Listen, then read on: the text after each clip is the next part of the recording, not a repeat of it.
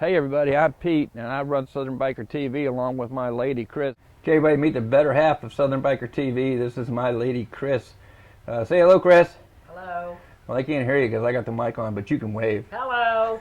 It's not a full-time gig for us, something we do for fun. Hope you enjoy what you see on our YouTube and Facebook and Twitter feeds. And if you are following us on Twitter, hey, thanks a lot. If you're not, look us up at Southern Biker TV.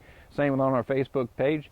We just like to share some of the stuff that we do on our ride, including what we're going to do today, a little how-to.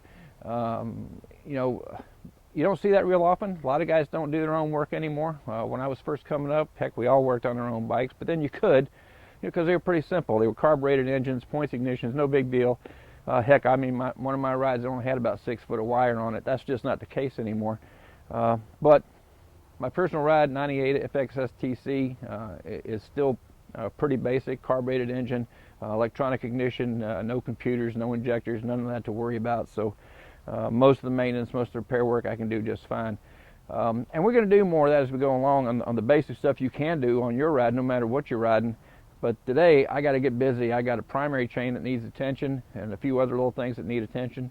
And I got a week to go before the first big bike fest of 2013 in Florida. It's Thunder by the Bay in Sarasota, man. I don't want to miss that. So let's get cranking.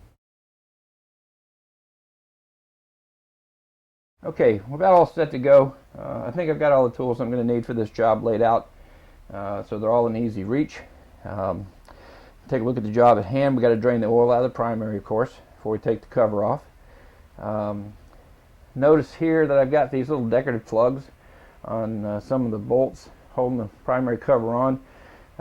Sometimes they'll go back on tight, sometimes not. I'm not too concerned about it, but if you are, if you have these on your bike, you may want to add that to your parts list, to get some replacements. The little access plate for the primary chain adjustment has a foot peg mounted in it on this bike. Of course, I'm not using it, so I want to get rid of that. I'm going to put that on the list. We'll get something nice to put here.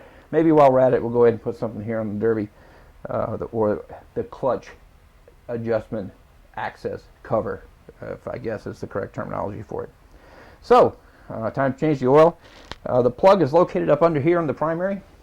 Sometimes it's hard to see, and I'm not as young as I used to be, so I'm not crawling on my back. I got a little mirror, a little inspection light. We'll see exactly what it is. Okay, it looks like a Torx bit. So I got my Torx bits out. And I like to wear gloves, while I'm working on oily, greasy stuff. Again, I did it professionally for a lot of years.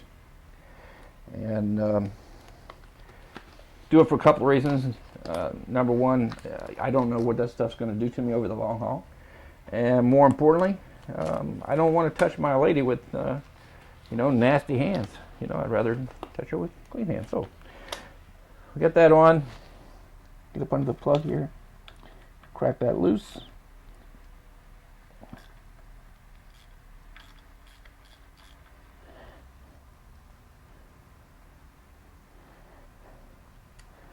And we'll let that drain.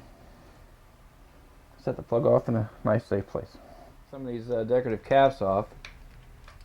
Set them off to the side. Again, these are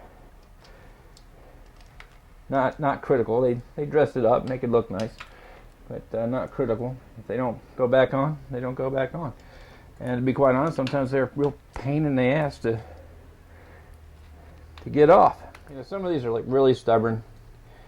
If you're having trouble getting them off, just take a small hammer, and they're plastic, so just give them a little tap, and they'll fracture, and then they'll come right off.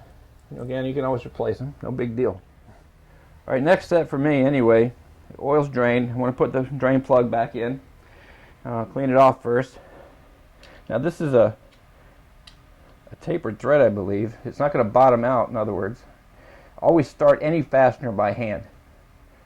Never force a fastener into its threads.